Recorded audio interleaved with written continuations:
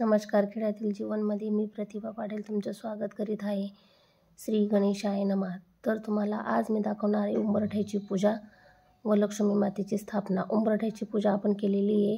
हळद व चंदनाचा लेप आपण लावलेला आहे. त्याच्यानंतर आपण महालक्ष्मीची स्थापना कशी करायची हे मी दाखवते. तर एका तमानेत आपल्याला 7 कवड्या घ्यायच्या आहेत. कवड्यांचा पण आपल्याला अभिषेक करून घ्यायचा आहे. या बाजारातून कवड्या आणलेल्या आहेत 7. त्यांना आपल्याला दुधाचा अभिषेक घालायचा आहे. त्याच्यानंतर स्वच्छ पाण्याने धुवून घ्यायचे आहेत. असा आपल्या कवड्यांचा अभिषेक होऊन जाईल.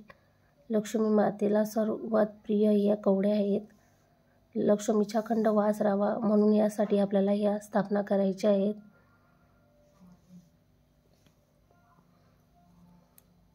त्याच्यानंतर आपल्याला लक्ष्मी मातेला अभिषेक घालायचा आहे. लक्ष्मी मातेला तांब्याच्या तमानामध्ये ठेवून आपल्याला हा अभिषेक घालायचा आहे. स्वच्छ पाणी टाकायचं आहे. त्याच्यानंतर दूधचा अभिषेक करायचा आहे. त्याच्यानंतर दही टाकायची आहे.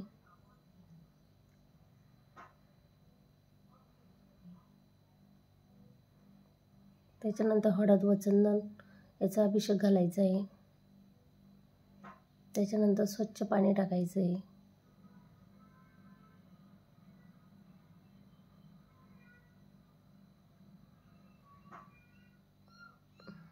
असा आपला महालक्ष्मीचा अभिषेक होऊन जाईल. त्याच्यानंतर महालक्ष्मीची आपल्याला स्थापना करायची आहे. एक पाट घ्यायचं आहे. तांब्या घ्यायचा आहे. तांब्यामध्ये आपल्याला 5 विड्याची पानं ठेवायची आहे. त्याच्यानंतर त्याच्यावर आपल्याला एक प्लेटमध्ये तांदूळ घ्यायचे थोडेसे. तांदूळमध्ये आपल्याला 5 कवड्या, 5 सुपाऱ्या, छोटंसं पाटावर फूल व महालक्ष्मीची अशी आपली स्थापना झालेली आहे.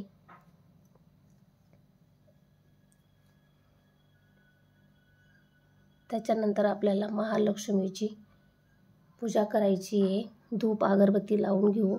त्याच्यानंतर महालक्ष्मीला हळद कुंकू वाहू. सोपारींची पण पूजा करायची आहे.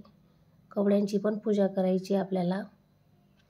तर आपण घेतलेल्या होत्या 7 कवड्या. तर 5 कवड्या आपण तमानीमध्ये ठेवलेल्या आणि खाली 2 ठेवलेल्या आहेत.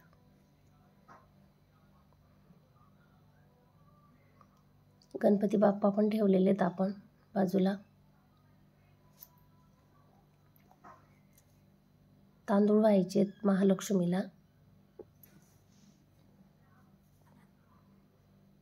ही पूजा आपण महालक्ष्मीच्या मार्गशीर्ष महिन्याचा महिना आहे व शुक्रवार होता म्हणून आपण महालक्ष्मीची स्थापना आपण शुक्रवारी केलेली आहे.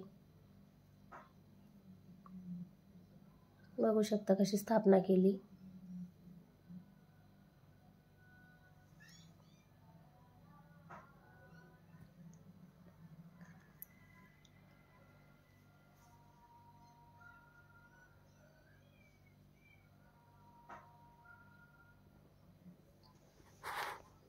अशी आपली महालक्ष्मीची स्थापना झालेली आहे.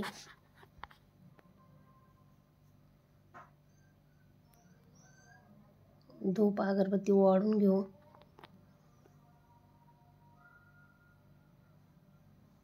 पूजेची मांडणी तुम्हाला दाखवते.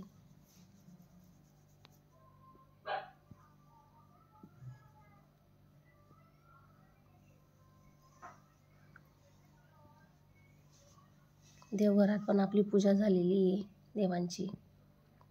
त्याच्यानंतर आता आपण सर्व पूजा झाल्यानंतर आपल्याला कापूर जाळायचा आहे.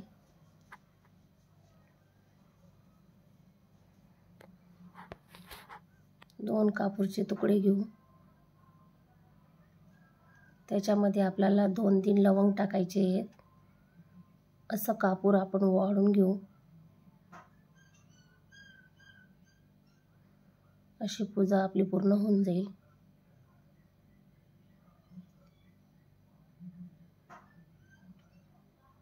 तुम्हाला कशी वाटली ही पूजा? लाईक करा, शेअर करा, कमेंट करा.